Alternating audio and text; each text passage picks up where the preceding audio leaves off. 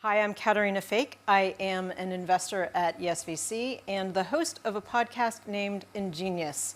My guest here today is Andrey Liscovich, who is from the Ukraine Defense Fund.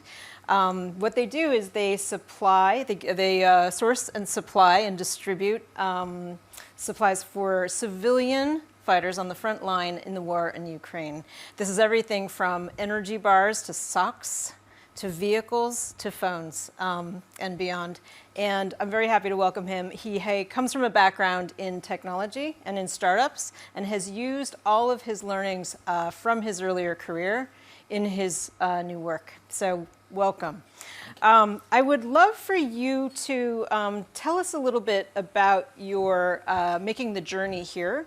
You were born and raised in Zaporizhzhia, and you came from there to join us today. So tell us a little bit about coming here and how that works. What happened in between me Yes. growing up in Zaporizhzhia? Well, Yes. I was born in Ukraine, grew up there, finished high school, and then after that went to Moscow to do my undergrad in physics and then master's, and then after that went to the US to do my PhD. After my PhD, I went to Silicon Valley and stayed there. So I've lived in San Francisco since 2015. And then when the war started, I went back on February 27th and joined the effort to assist the defense forces. Most of our work today is focused on helping Ukraine get technologically advanced aid from the West, either through private funding or through transactions that are paid for by allied governments, which is now the majority of our work. We facilitated fairly significant number of these transactions, and overall, I would value the total amount of aid that has been delivered to Ukraine at almost $100 million. So this is the effort that involved Germany, US, Poland, various other governments, and we continue to work on that full time.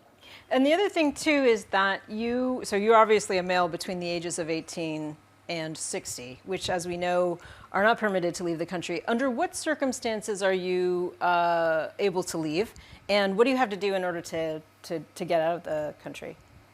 Yes, Ukraine has a universal draft, and people between 18 and 60, males, cannot leave unless there is a specific need.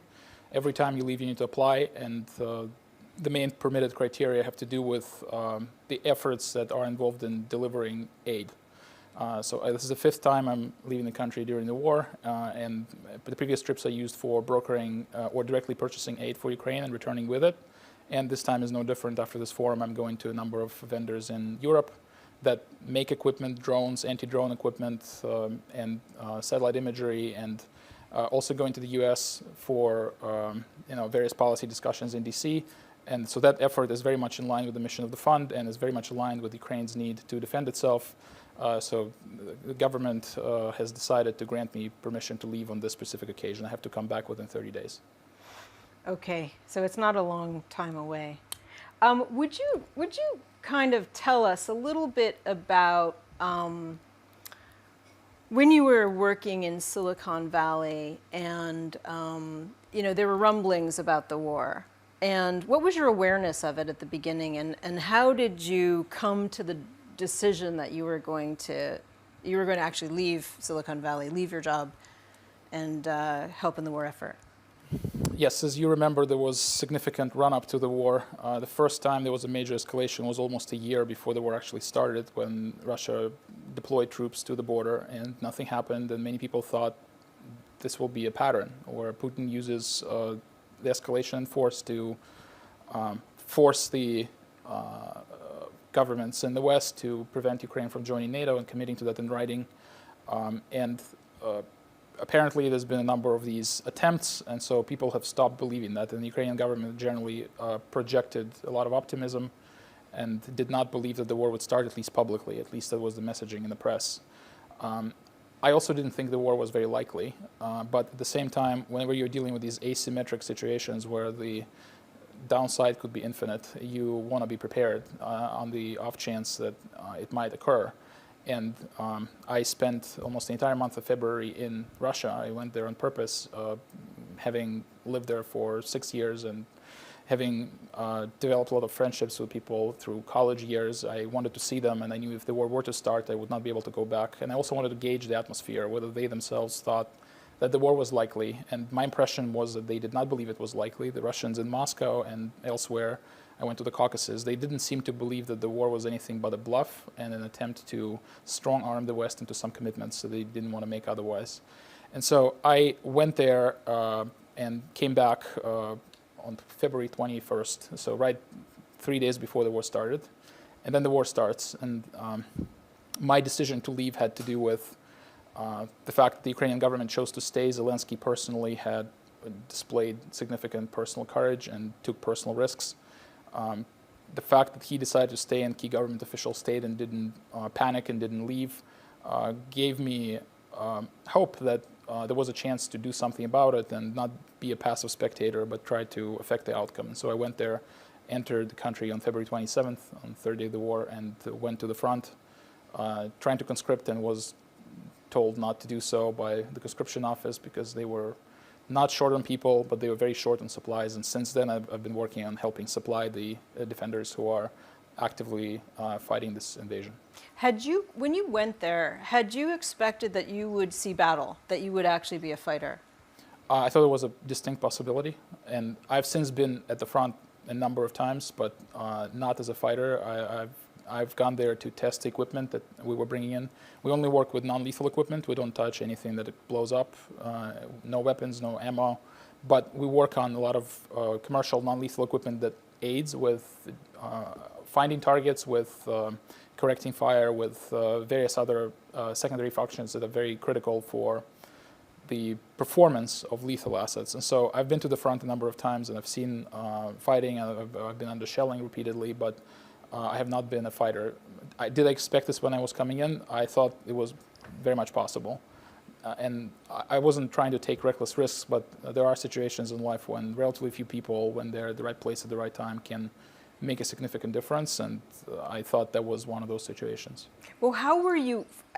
I'm trying to picture the interview situation in which you're arriving. You're a volunteer. You're a civilian, and you go through probably a battery of questions where they're trying to figure out where to put you and what you can be used for. How was that? How did that work out? What was the process there? Well, the process was nowhere near as structured as you just role-played. Yeah. I walked in, a person who knew me just told the head of the conscription office who I was. He looked at, again, my background and said, okay, we need supplies. It's like it was a instantaneous, okay. Like they had a line of people outside trying to get in. Like they were not short on people. Right. Very clearly. But they were very much unable to give these people anything but a rifle and 2 magazines of ammo. And so they were desperately short on everything else, and they wanted me to use all the resources I had available or could raise to buy this equipment and give it to the soldiers. And so they gave me a military convoy, and I spent the next 2 weeks driving around the city with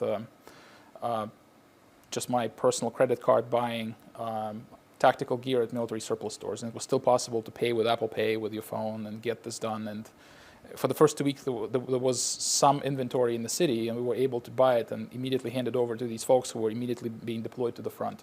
And I don't know whether it played any role, but the fact is the Russian forces approached the city in the first week, and they never got farther north. So they stayed where they arrived in Vasilivka, 25 miles south of the city, and they were never able to get farther up. And maybe some of it had to do with these folks who were going there with some of the equipment we were providing in the very early days. So I feel there's a chance that these efforts were helpful, and we will never know. Again, the alternative history is hard to simulate, but I think it was important to be there at the time and didn't do this work. But how would that mandate work when they say, okay, you, Andrey, are in supplies. You have a supplies detail, and then go. Yeah, that's exactly. Is that all that they said? Yes. They didn't give you any instructions. They didn't They tell you where to shop. They did tell me where to shop. So one of these guys who was with me, he was driving with me, and he was literally pointing me, okay, here's the military surplus store. Here's what we need. They grab a pile of this. We check it out. Everything gets scanned individually. It was an infuriating effort to take time to check things out. Earlier, Andrey showed me a photograph. It was actually really remarkable. It was attention Kmart shoppers. It was a mass of equipment. It was piles of gloves. Can you describe what that was like? Well, imagine you walk into a clothing store and start grabbing things off the shelves. I mean, there have been scenes like this in San Francisco, but again, here it's for military purposes. Like, you need to quickly outfit a large group of people, and so they grab things off the shelves, but unlike in San Francisco, they had to go through checkout, and so we had to ring through every single item, and that process often took an hour because there's so many items. And what was surprising to me was that the army was not commandeering these assets. You would imagine in a circumstance like that in the war, where they were expecting Russian forces within hours in the city, they would just grab whatever was there and would use it. And you could just walk through the door. Yeah, and they could. They actually had with the mandate to do so. They had legal authority to do that, and they didn't exercise it. And yes. In hindsight, it ended up being the right decision, because these store owners were able to then replenish their inventory with the money that we paid them. And the real unsung heroes of this war are, besides the troops, of course, but these folks who worked in commercial supply chains that were the most effective infrastructure in the country. So logistics, retail, groceries. In Zaporizhia, there was not a single day when grocery stores were closed since the beginning of the war. I mean, that's a remarkable statement. There were periods when there were challenges with getting drivers to agree to drive in the city with food. But still, they were able to get things in. And so if you had the money, you could just go to a grocery store and buy food at all times. There was not one day without food, except for days when there was curfew in the entire city. But when the city was open, you could go and buy food. And so that was done by commercial supply chains. And the same thing worked in procurement for non-lethal gear. And so while there was inventory to get in Ukraine, they were able to use that capital, those funds that we paid for these types of equipment, to replenish their stocks. It was incredibly effective. You know, I was recently reading an account by Dave Eggers, who was one of the writers who was brought in by PEN America to visit Kiev. And I read an article that he had written for The Believer about his experience there. And one of the things that really stood out to me was how normal everything seemed. How it was basically in Kiev, so long as you were not on the front or in one of the cities that had been, shelled mercilessly, it was very much life as usual. And that is as you describe. It is very different when you approach the front, when you get into the artillery range, or if you go to a city that was previously occupied and has been liberated since then. Those cities have sustained very significant damage infrastructure-wise, that you will see real change. But in other cities that are a little bit deeper into the rear, including Zaporizhia, which is close to the front but was never occupied, life is quite normal. What's not normal is air raid alarms that occur often, but people now ignore them. They take them as background noise, and they generally ignore them. And one of the signs that life is quite normal is the fact that you would have a hard time getting into a restaurant without a reservation. And last Thursday, I had to walk through 4 restaurants before I finally got a place to sit at 7 p.m. on a Thursday, not even a weekend. And it's no different in Kiev. So I would encourage folks to visit. Coming to Ukraine and seeing it for yourself is worth more than reading any account from somebody else. And it's quite safe. Yeah, that's one of the things that I actually find truly amazing. So here's one of the things that I think really stands out to me about your story is that, so you grew up in Zaporizhia and hadn't been back for 20 years, or you hadn't lived there for 20 years. Well, I visited my parents. And you had visited your parents, and yet you felt called to return. Why? That's hard to explain rationally. This is something you feel deep inside you, and it's not something you feel always. There are moments in time when it emerges, and I wouldn't necessarily predict that I would have done the same thing a month prior to doing this. But the circumstances were really grim, and I knew that I was in a fairly unique position to broker between the West, between Western supplies and Western funders, these aid transactions that a lot of the folks on the ground would simply not be able to do because they would lack these connections. So I thought it was very important to leverage my Silicon Valley network, both among the donors and among the people who made the equipment that was useful for the defense effort. I thought I could make some difference in whatever small way I was able to, and it would be very difficult for the locals to do the same thing. And my parents live there. I know that they would not want to leave, and I would certainly hate to see my hometown be occupied, and that would completely upend their lives. So my parents and my brother are in Zaporizhia, and it's essential that the city remains under Ukrainian control. And my objective for the first month was to every morning look out of the window and see whether the Ukrainian flag was still flying over the main administrative building. That was our OKR in startup speak. So objective and key result: have the Ukrainian flag over the admin building by April 1st, and then by May 1st, and then by June 1st. We kept extending it. So I felt it was a combination of my ability to do something useful and my allegiance to my family, and I mean the fact that I grew up there, and I'm still a Ukrainian citizen as well as a U.S. citizen, and I felt it was incredibly important to try to do something while it was still possible to do.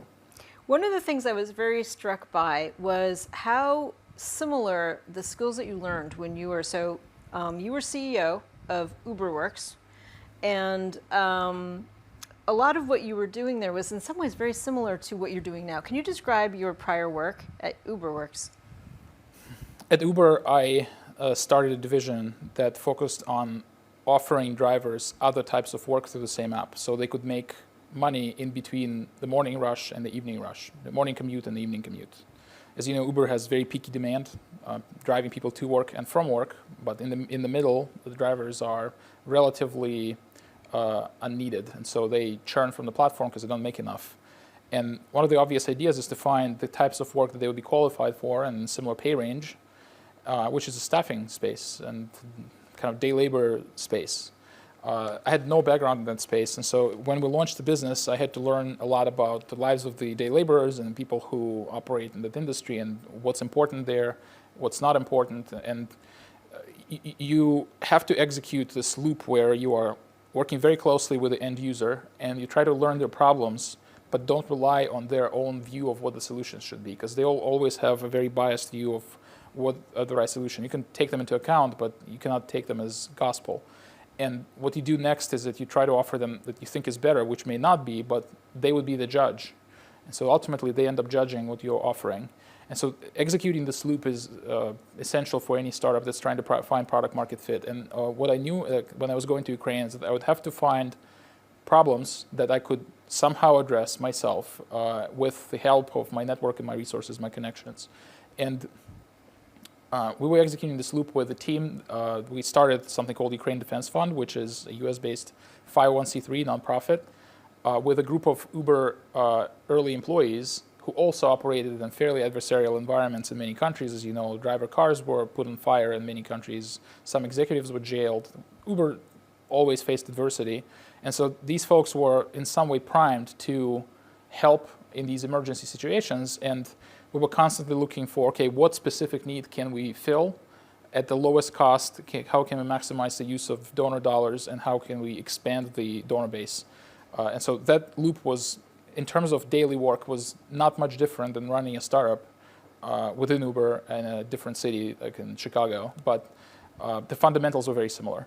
And you had originally started off in San Francisco at Uber, and then you had to open up, different territories. So it was very similar in Yes. some ways, because you were just dropped into a territory unknown to you.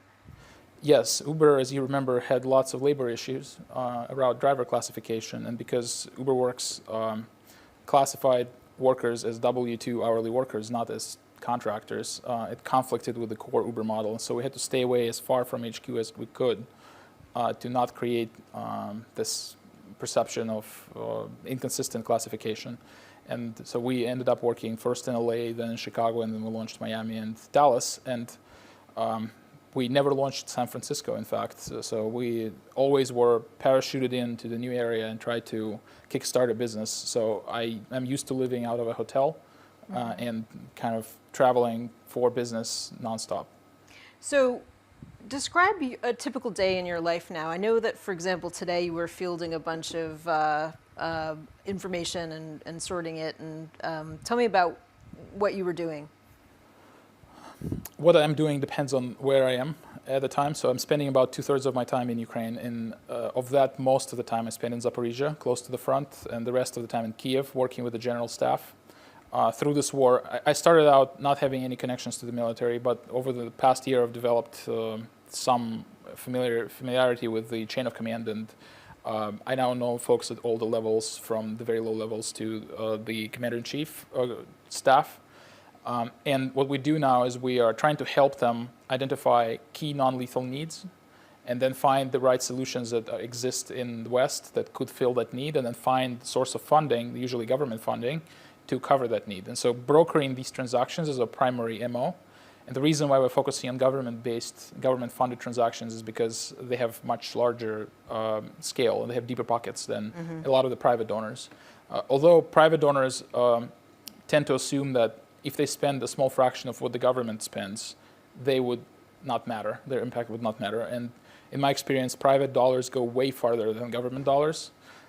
Vendors tend to massively inflate prices when the buyer is government, and there's a way to buy. And my view would be that in terms of benefit from speed and lower prices, a private dollar goes probably 10 times farther than a government dollar.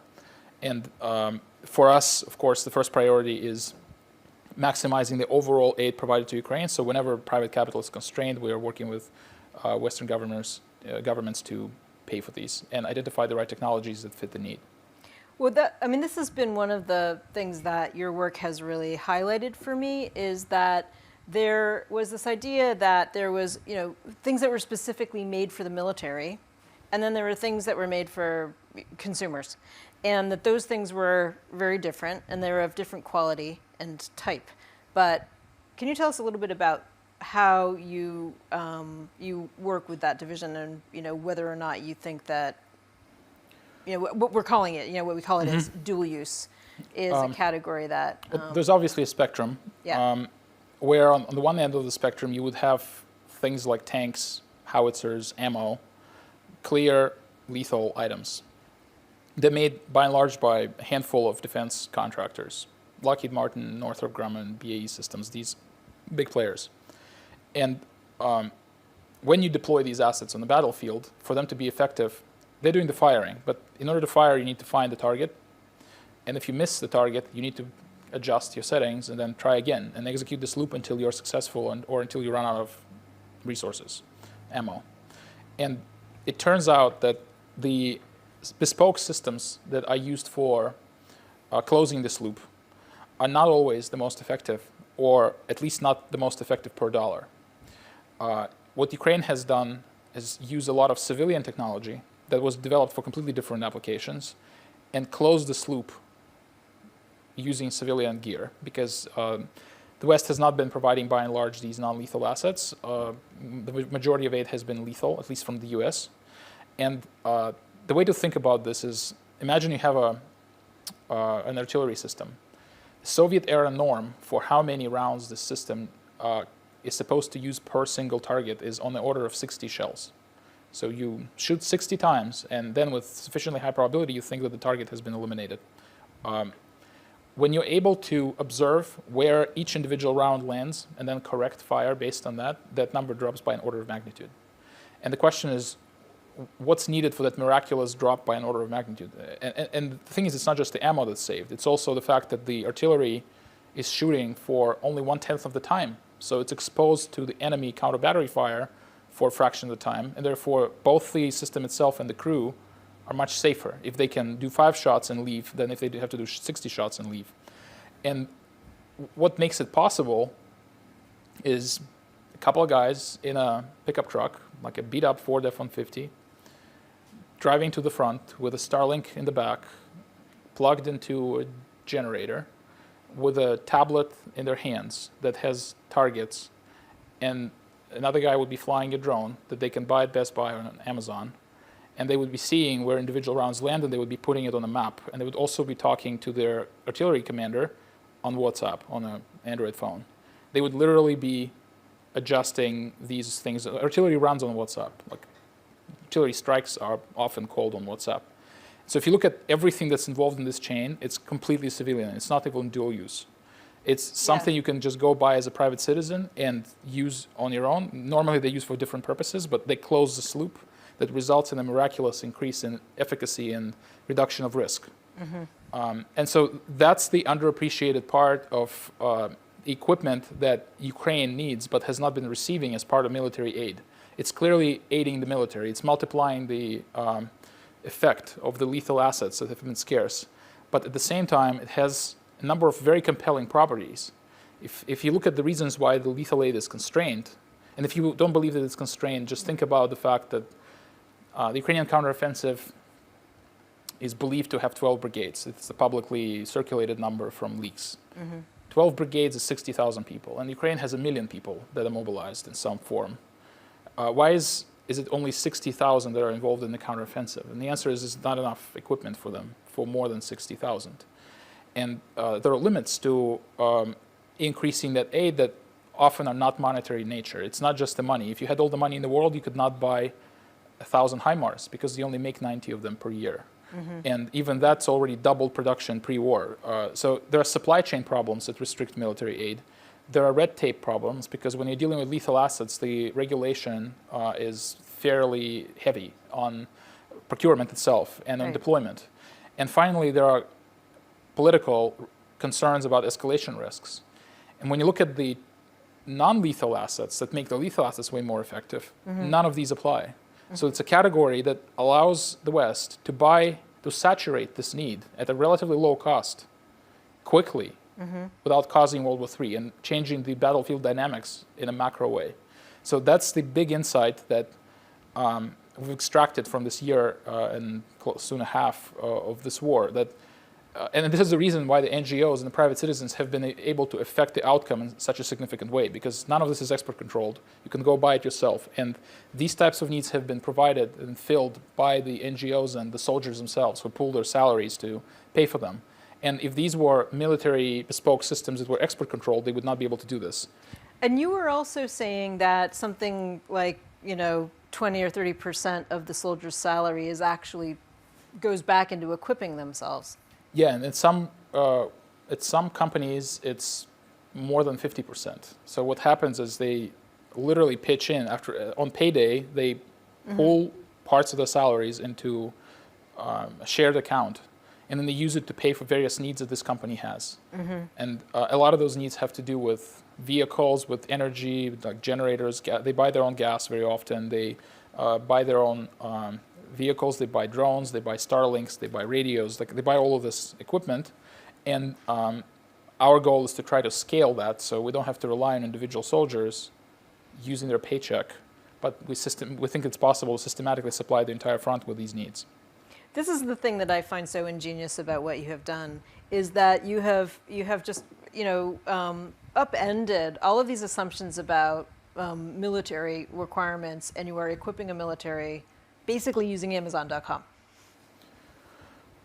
Well, it's certainly not me. It's maybe Ukraine at large, and I would say it's part of a macro trend that has been occurring.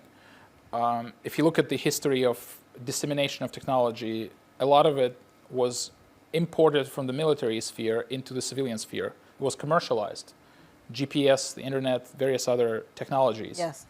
We're now facing a very different reality where the private sector is spending 4 times more than the DoD on research and development.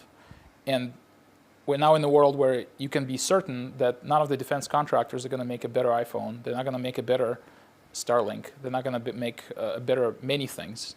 And so the question is, how do we now leverage the things that are being built for civilian applications in a different context that allows them to enhance the capabilities that various militaries have? And so it's a big macro trend of which Ukraine has just become a poster boy, but it's not,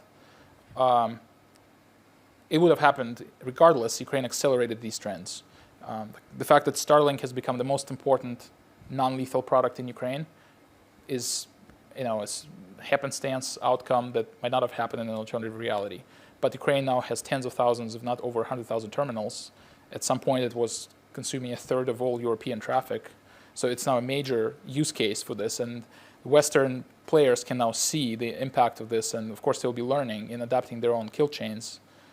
This is the gruesome word for, again, this loop that the military executes at all times. So it's a big macro trend where Ukraine is a lab, and it actually affects the DoD in other theaters already today, because a lot of the weapons that were considered miracle weapons a year ago are no longer as effective because of the countermeasures. Which ones were they? They were... Well, if you remember, HIMARS was considered a complete game changer, and in fact it was, because it gave Ukraine a way of hitting targets way behind the front line very accurately. Mm-hmm. And now HIMARS is systematically jammed.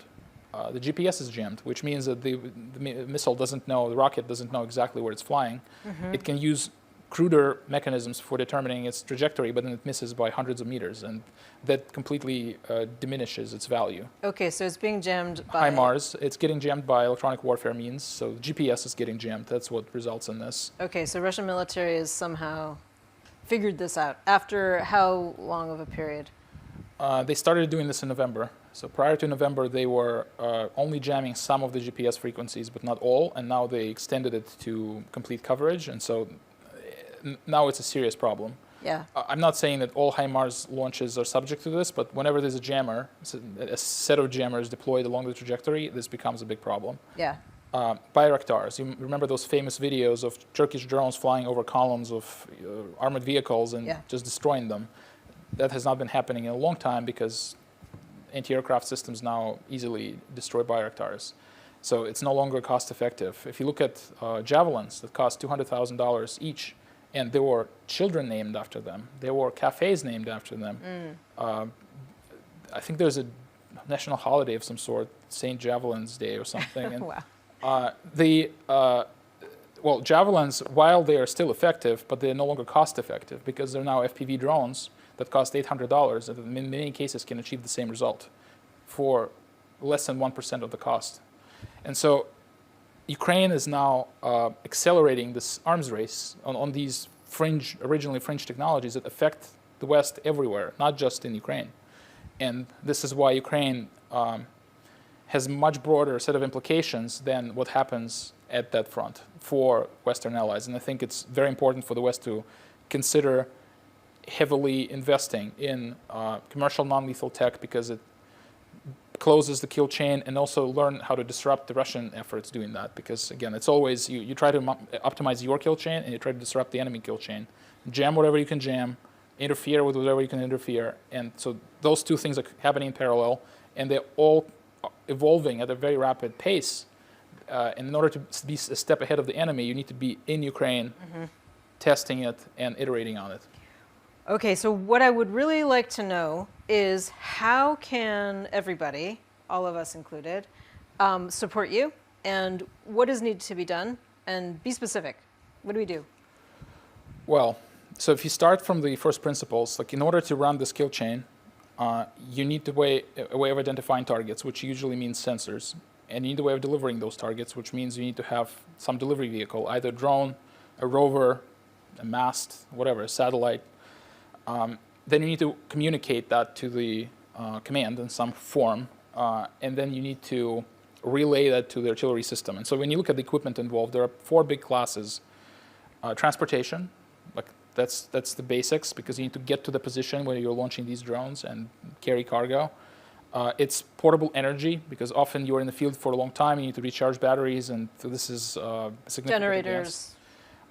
Third category is comms equipment. This is Starlinks first and foremost, but besides that, radios, two-way radios and mesh radios, data links. So that's a big category, and that also includes consumer electronics like laptops, tablets that are needed in large quantities too. Phones less so, because everyone has their own phone, just from civilian life, but laptops and tablets for sure. And then the largest category is intelligence, counterintelligence, and electronic warfare. And that means those sensors, delivery platforms, and software around them.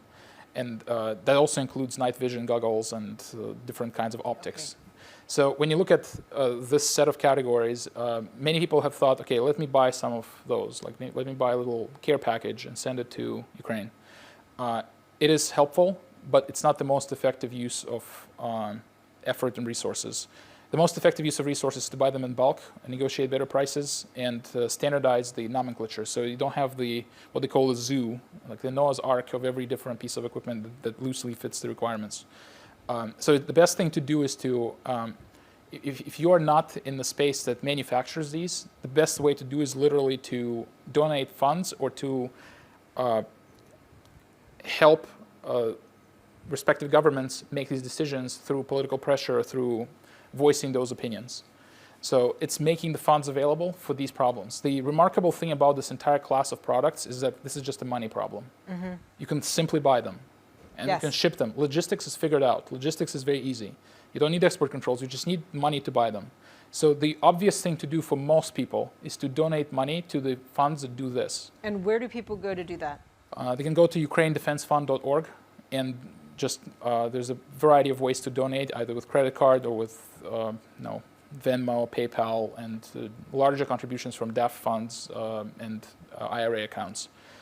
So that's the most direct way to do this, and more indirect way is to work with elected representatives, just keep them aware that it's important to continue supporting Ukraine on that front, and maybe emphasizing to them that non-lethal commercial aid is an important category that needs to be earmarked. Do you feel that there is a bit of, you had described at one point how you were greeted with such enthusiasm as you were crossing the border back into Ukraine, and how you felt you were supported by all of the people along the way. Do you feel that this support is somehow diminishing, or people just have a bit of exhaustion? Yes, fatigue. The word fatigue has been used more than once today when I had conversations with various folks at this forum. Yes, there's certainly inevitable fatigue. It's very hard to keep your attention on one subject for so many months in a row. So inevitably it falls into the background. The question is there a way to make sure that the folks who execute this process, like the DoD, the State Department, are properly resourced to do their jobs, even when it fades from the headlines? And so this requires that even if people are not paying too much attention, they at least periodically check in and see where things are going. I would try not to, the common thing that people are doing, they're trying to forecast, okay, what's going to happen? And I think it's not the most productive way of looking at this problem. I think the most productive way of looking at this is asking, what can I do to change the outcome, rather than what this outcome is going to be for me as a passive observer. There's a famous quote from Alan Kay from the 70s that's very popular in the Valley. The best way to predict the future is to invent it. And it's very much emphasizing the agency of individual people. And individual people have created enough pressure on various Western governments who are very reluctant to provide lethal aid to Ukraine to start doing this and start to ramp it up. And just continuing that is incredibly important, even if I'm not saying it's important to read the news. I actually don't read the news myself. I feel like reading the news endlessly and checking in on every twist and turn of the counteroffensive, it doesn't do much because it's passive observation. It's not something that affects any of my actions. So to the extent to which it's important to my actions, I try to stay aware of the main developments, but I'm not reading every update on what happened to this brigade or that brigade today versus yesterday. So yes, there's fatigue, but it's incredibly important to not let Russia change borders in Europe by force and create precedent that may drastically affect borders elsewhere in the world, including in the Asian theater. So it's something that is incredibly important outside of Ukraine for people who believe in rules-based order. And I think it comes at a sufficiently low cost to continue doing this.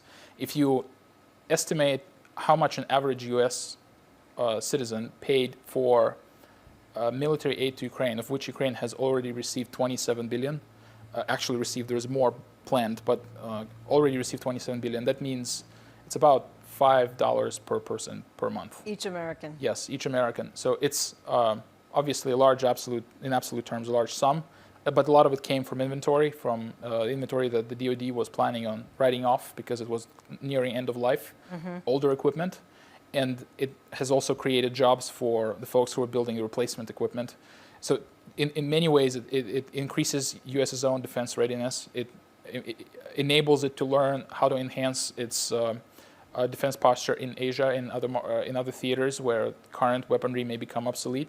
And it comes at a sufficiently low cost to continue doing this. And my view is that it will generate a very important return in averting future conflicts if this effort is successful. And would you be able to tell me what has been the worst part of your experience so far, and what has been the best? The best part of my experience has been those two victories that Ukraine had last year. So the Kharkiv counteroffensive and the Kherson counteroffensive. I wasn't too exuberant. I try not to go through these roller coasters because every time you accept the high, then you have to accept the low and have to internalize it, and you become an emotional train wreck. So I try to be as subdued as I can when good things happen, and also equally as subdued when bad things happen. But I still realize that some things are like worth marking, and there were two big events last year that were very important. The negative events, there were many of them. Again, many negative developments in the front where people that you know become injured or killed. This is very hard to abstract away from. And when you see damage to civilian buildings, like destruction, it's emotionally difficult. But again, we have to postpone those emotions to after we've done our work. And so we need to focus on the work of changing the outcome and preventing that destruction from continuing.